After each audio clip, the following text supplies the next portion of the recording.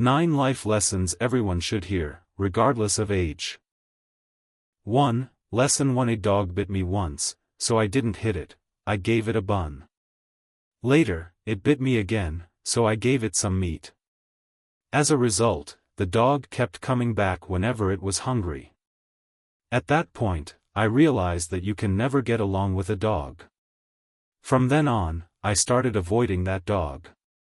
Although it couldn't find me, it would always talk behind my back and provoke me. I truly understood that a beast will always be a beast. 2. Lesson 2. If you are the pillar of the family, pay attention to the following. If you are the one pulling the cart, with parents above and children below, a moment of carelessness could cause you to lose everything. To others, you may seem insignificant like grass and trees, but to your family, you are their whole world. As a man, you must bear responsibility. As a woman, you must be responsible.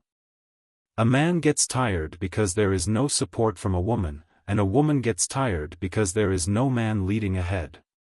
Parents get tired because children don't shoulder responsibilities, and children get tired because they don't have a meaningful home. Thus, in life, don't let yourself be too comfortable. Your family needs your true presence, not just your name. Don't feel overly burdened, tired, or unfairly treated. Life is never easy for anyone.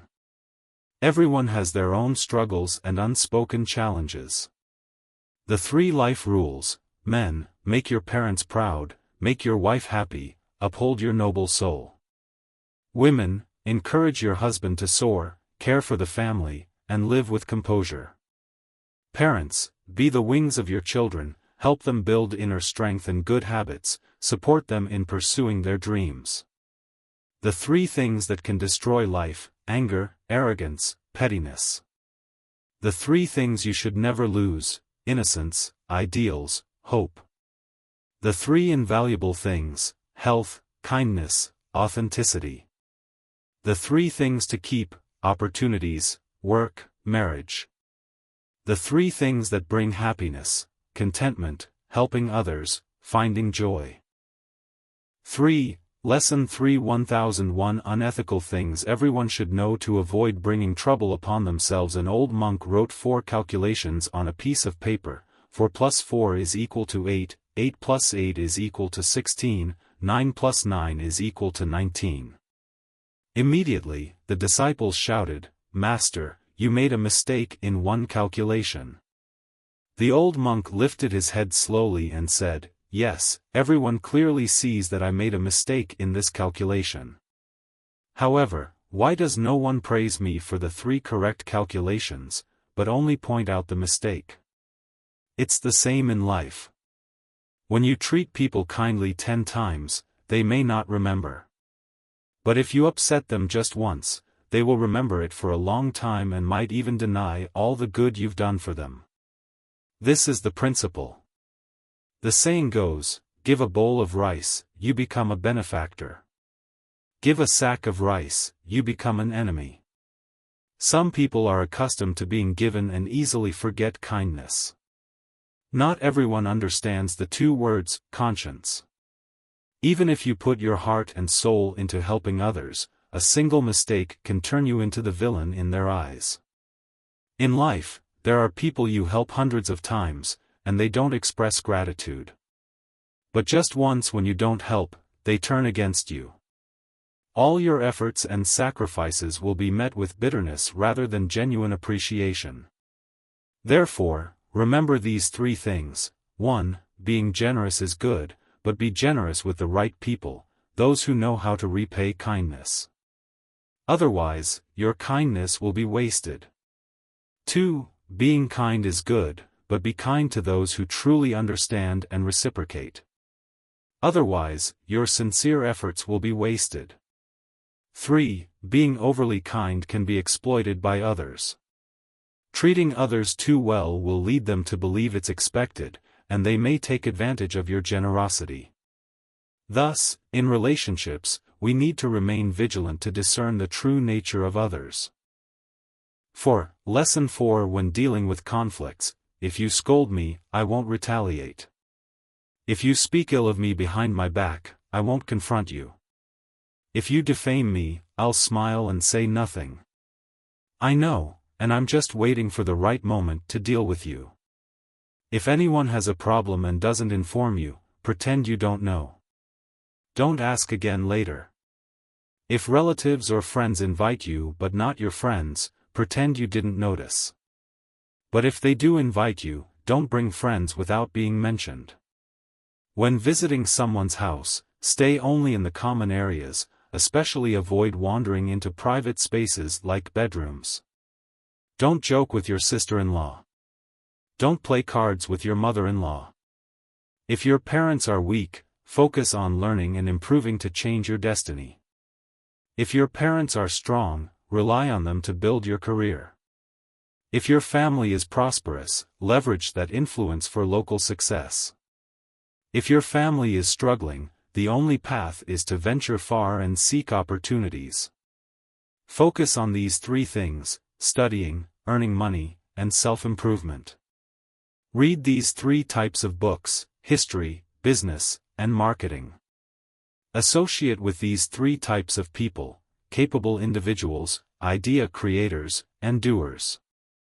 One encounter can make you a bad person, but it can't make you poor. When a blind person regains their sight, the first thing they do is throw away the cane.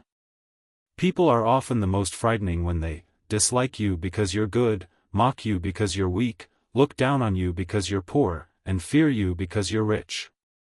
When pressure becomes overwhelming, and you feel like giving up, don't share your struggles with anyone. Don't expect sympathy, because no one will pity you. Sit down, stay resolute, and focus on self-improvement. That's when you'll realize you've been reborn, shining like gold. A life without struggle will lack blessings. A mind without struggle will lack stability. Those who reach enlightenment have often gone through situations where nothing could be salvaged. A mind that doesn't die means the path won't emerge. If you're at a dead end, be courageous and break through all obstacles. Your heart may shatter, but your hands must keep moving forward. 5. Lesson 5: Story of the Billionaire and His 28-year-old Wife. After his first wife passed away, a billionaire married a 28-year-old woman. Each month, he gave her 200 million VND for household expenses. She used that money to buy over 3 billion VND in insurance and saved more than 50 million VND each month, hidden in a secret place.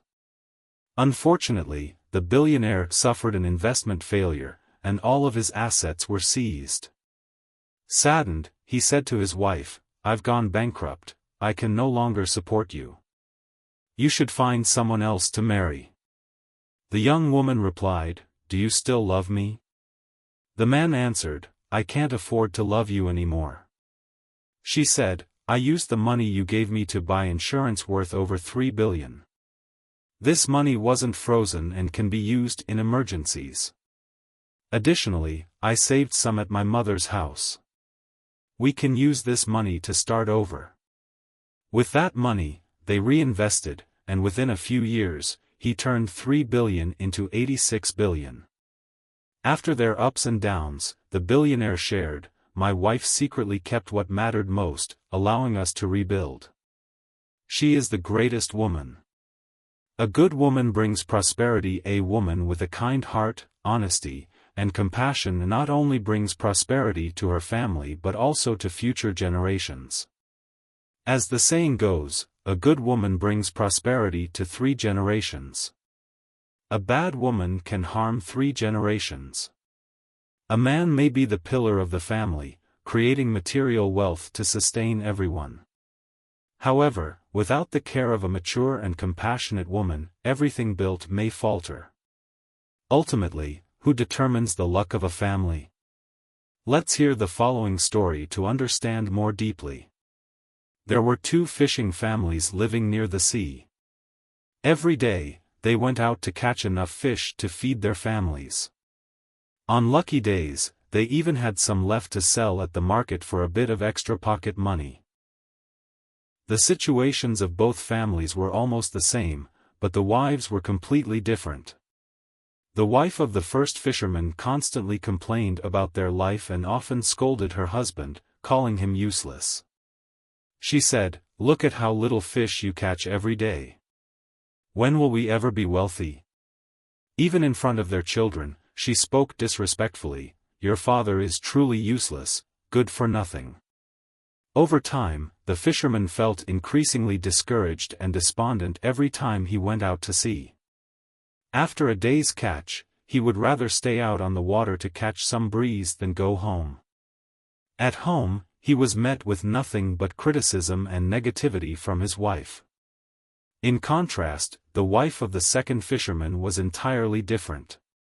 Every day, she praised and encouraged her husband. She often said, "You've never let us go hungry. You always bring back fresh, delicious fish. We're so fortunate." In front of their children, she said, "Look at your father, he's a hero. He catches fish every time he goes out." Because of her encouragement, the second fisherman felt motivated and happy every time he went fishing. With a positive mindset, luck followed, and he caught more and more fish. After a hard day's work, he eagerly returned home to his loving family. Over time, the first family became poorer, and their relationship deteriorated. Meanwhile, the second fisherman caught more fish, sold them at the market, and their life gradually improved. Their household was filled with harmony and happiness. The old saying goes, "A good husband is the destiny of his wife. A wife is the fortune of her husband." Together, they shape the destiny of the family. 6. Lesson 6. The story of beggars at the door of Buddha. In life, everyone desires something. Rich people wish to become even wealthier, while the poor aspire to the wealth of the rich. They turn to spirituality, hoping for help. However, not everyone understands what the divine can truly do for them. An old man with a heavy rice cart was slowly making his way down the road, panting with every step. The cart wobbled and bumped into a rock by the side of the road, spilling the rice onto the ground. He tried with all his might to lift the cart but was powerless and exhausted. The scorching sun beat down on him as he sat on the ground, sighing deeply. Looking around, he saw a temple with many cars parked outside. He gazed at the temple and murmured to himself, "Some are born rich, while I have worked hard all my life and have nothing to show for it." A monk passing by saw him and said, "You've come to the door of Buddha, why are you sitting here lamenting? Look at the temple across the road. I've heard it's very sacred, and people come from all over to offer prayers." The old man hesitated but eventually entered the temple. A monk approached him and asked, "Is this your first time visiting this place?" The old man replied, "Yes, it's my first time at the door of Buddha. I don't know how to pray, please guide me." The monk asked, "What would you like to ask for?"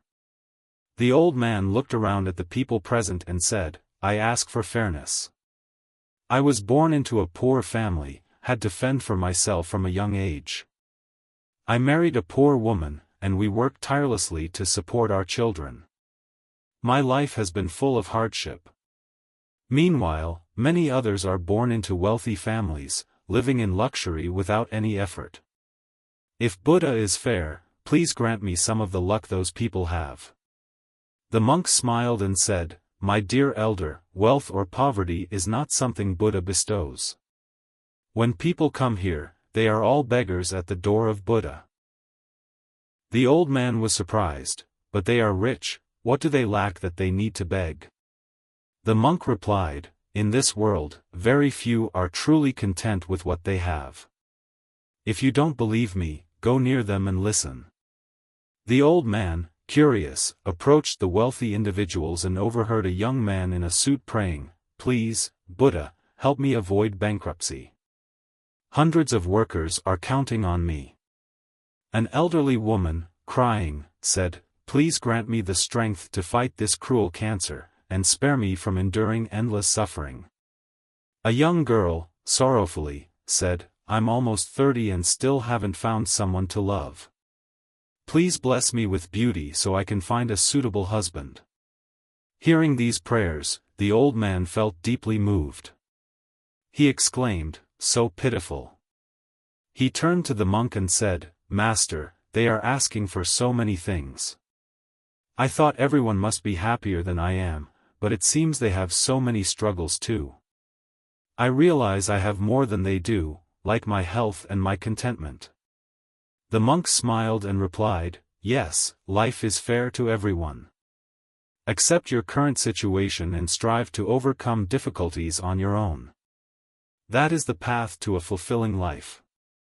The old man, hearing this, felt a sense of peace. The temple bell echoed in the distance. In this world, there are countless worries, from small, everyday matters to larger concerns about the future, health, and happiness. Therefore, many people turn to Buddha for relief from their burdens. Buddha, with his boundless compassion and wisdom, always responds with a simple yet profound truth: just let go, and you will be free from suffering. One day, a young man, who considered himself very intelligent, decided to visit Buddha to find answers to his troubles. He had heard many people speak of Buddha offering the same solution to all, regardless of their different troubles. This puzzled him and made him somewhat skeptical. He showed respect but couldn't hide his doubt, asking Buddha, "Master, on this earth, there are thousands and millions of people with thousands and millions of different troubles. Why do you give them all the same solution? Isn't that a bit strange?" Buddha, without showing any anger, calmly asked in return, "At night, do you often dream?" The young man was surprised by the unexpected question but answered honestly, "Of course, Master." Buddha asked further, "So, every night, do you dream similar dreams?" The young man replied, "Of course not, Master. Every night, I dream different dreams, not a single dream is the same." Buddha smiled, his compassionate gaze resting on the young man. "You dream thousands and millions of times, so you dream thousands and millions of different dreams. But the end of each dream is the same, waking up." The young man began to reflect on Buddha's words. He realized that, even though everyone's troubles may differ, the root of all suffering stems from attachment and clinging to things that are not real. Buddha's simple yet powerful solution, letting go, truly offers a way to wake up from the illusory dreams of life, to see the truth, and to free oneself from the cycle of suffering. Buddha continued to teach, suffering in life is like dreaming thousands and millions of dreams. Each dream may be different, but when you wake up, they all vanish. Similarly, when you let go, letting go of attachments and clinging, suffering will naturally dissolve. The young man asked, "But, Master, how can I let go?" Buddha explained, letting go does not mean abandoning responsibilities or avoiding challenges in life. Letting go here means releasing mental attachments, clinging to outcomes, or holding on to things that are not real. Live in the present moment, accept what is happening, and face it with a calm mind. When you stop clinging to illusions, suffering will fade away. The young man reflected deeply on Buddha's teachings and realized that most of his suffering stemmed from attachment and clinging to things that were not real. He understood that to free himself from suffering, he needed to learn how to let go and live with a peaceful mind. Buddha continued teaching, "Look at the nature of all things.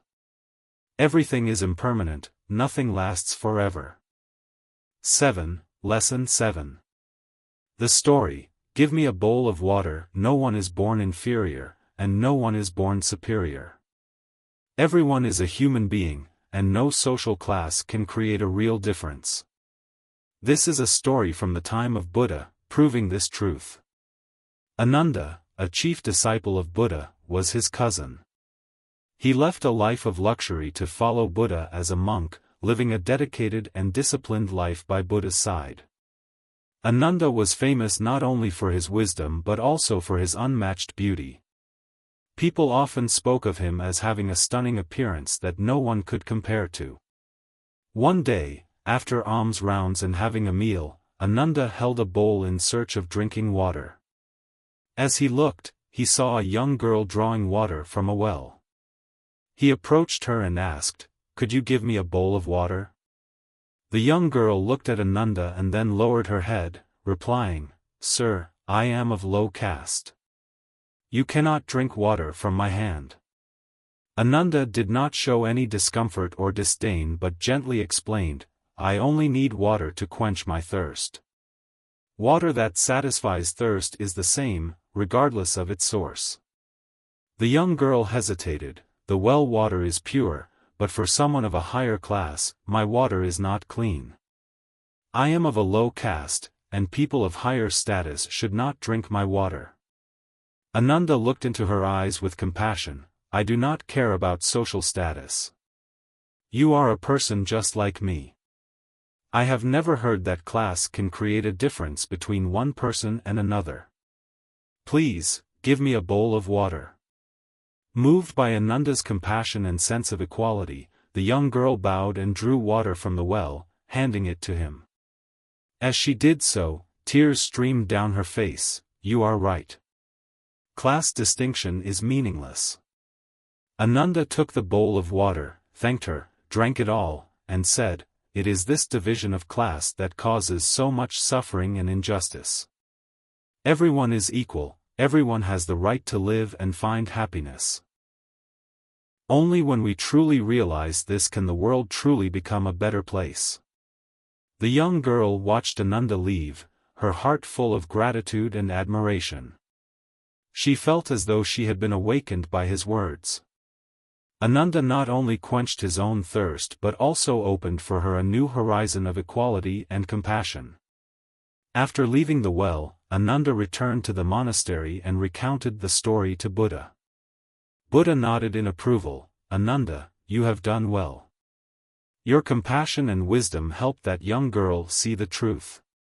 Class distinctions are meaningless, and as practitioners, we must set an example to eliminate those distinctions." Ananda's story quickly spread far and wide. Everyone who heard it was moved and reflected on the meaning of equality. This story helped many realize that no social class can create a difference between people. Everyone has the right to live, love, and be respected equally. This story was retold many times as a reminder of compassion and equality. Ananda's teachings and Buddha's wisdom touched the hearts of many, guiding them to live with kindness and mutual respect. The young girl later became a compassionate person, always helping and respecting those around her. She understood that one's value is not determined by class, but by kindness and compassion.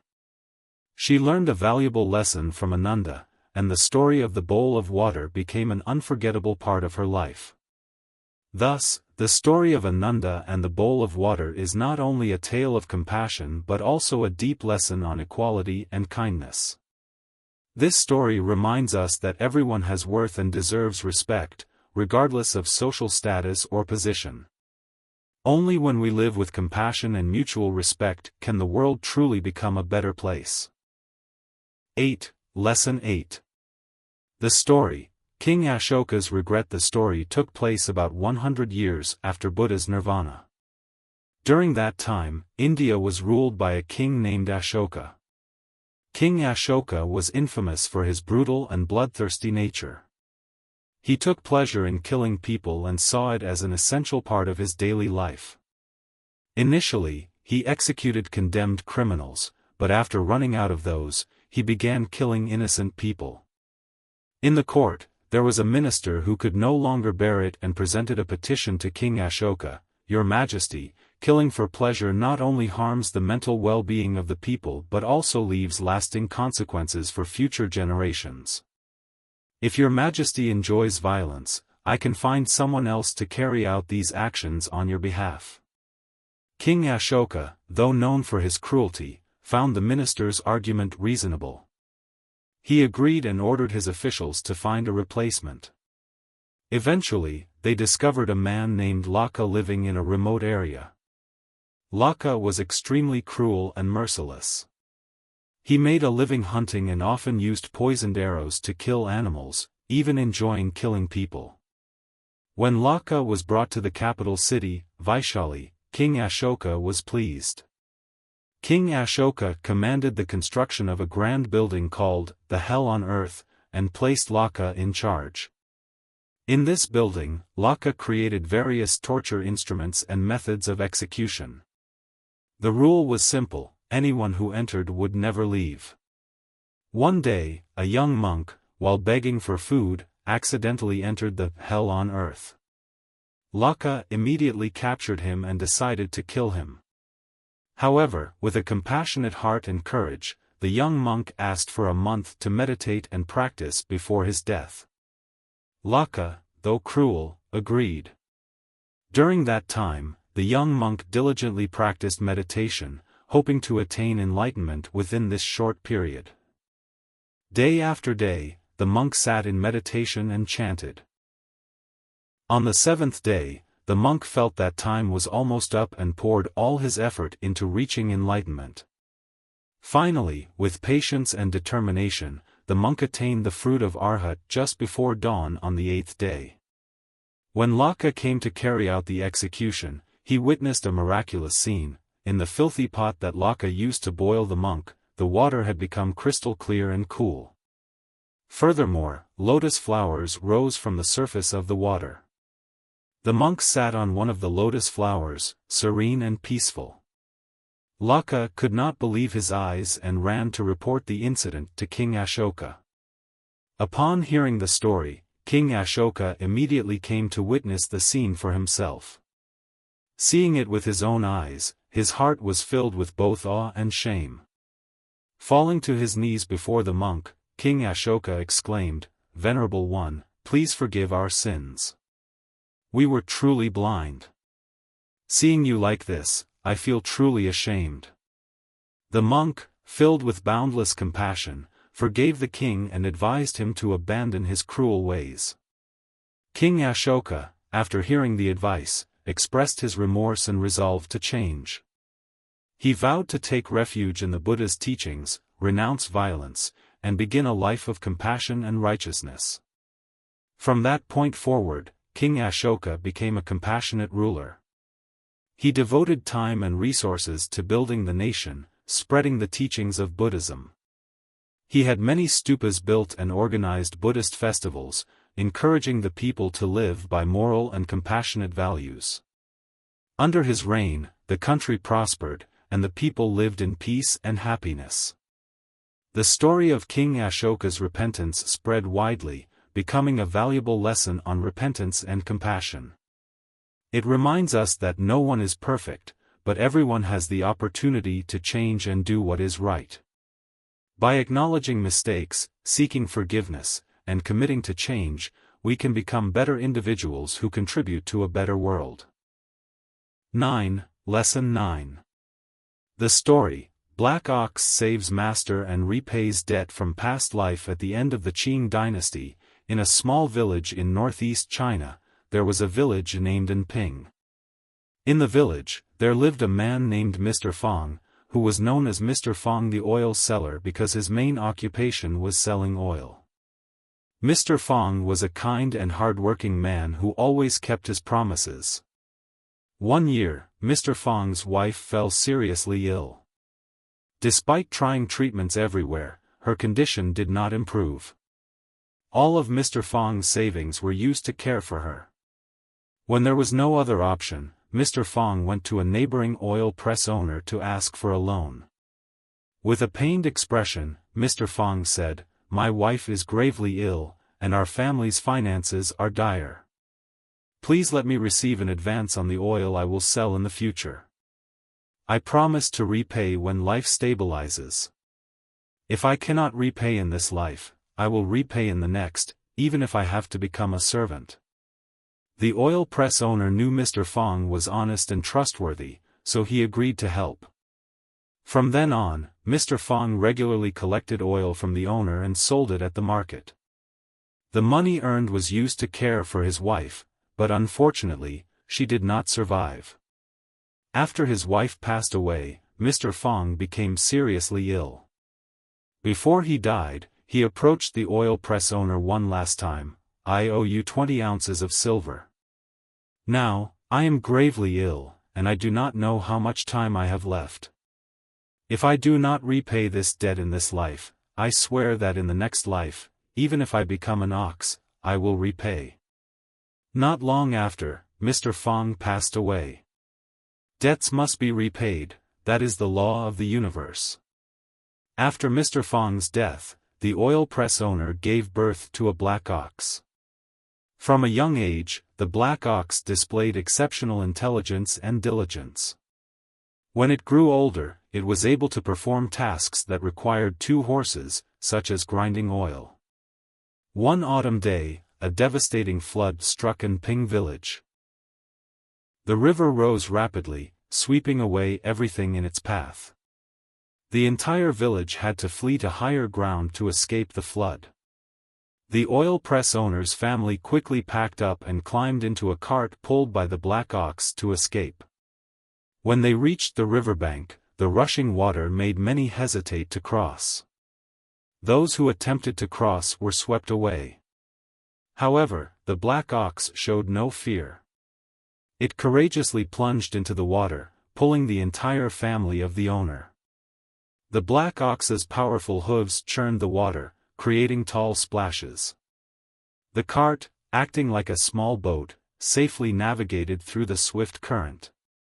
After a struggle against the water, the black ox finally managed to pull the cart onto the opposite shore. The entire family of the owner was safe and sound. Looking back, the owner saw the village submerged in a sea of water, shuddering at the sight. Those who had risked crossing the river were lost, leaving only his family alive, thanks to the black ox. Moved deeply, the owner stepped forward to the black ox, gently stroking its smooth coat and said, "Ox, you have saved my entire family. No matter how much you owe me, the fact that you saved us is enough." The black ox, listening to its owner, collapsed onto the ground and died from exhaustion. It had fulfilled its vow before passing away, repaying its debt from a past life. The story of the black ox saving its owner is not just a touching tale of loyalty and past life debt repayment, but also a valuable lesson about the law of cause and effect. Debt must be repaid, whether in this life or the next. The universe's fairness always exists, and we cannot escape our responsibilities. Through this story, we also see the compassion and gratitude of human beings. The owner, though a lender, treated Mr. Fong and the black ox with kindness. He appreciated and respected the sacrifice of the black ox, understanding that debts extend beyond mere money and encompass emotions and responsibilities. The story of the black ox saving its owner has spread widely, becoming a symbol of loyalty and fairness. It reminds us that, regardless of circumstances, we should keep our promises and live up to our responsibilities. Only by living with loyalty and gratitude can we create a better world. The life lesson helps us recognize the true value of honesty, gratitude, and responsibility. Living true to promises and treating others well will create positive consequences. Cherish the relationships around us, always ready to help when possible. Don't shy away from correcting mistakes and learning from setbacks, as they are stepping stones to growth. Life is fair in its own way. Live kindly, ethically, and appreciate the present to build a meaningful future.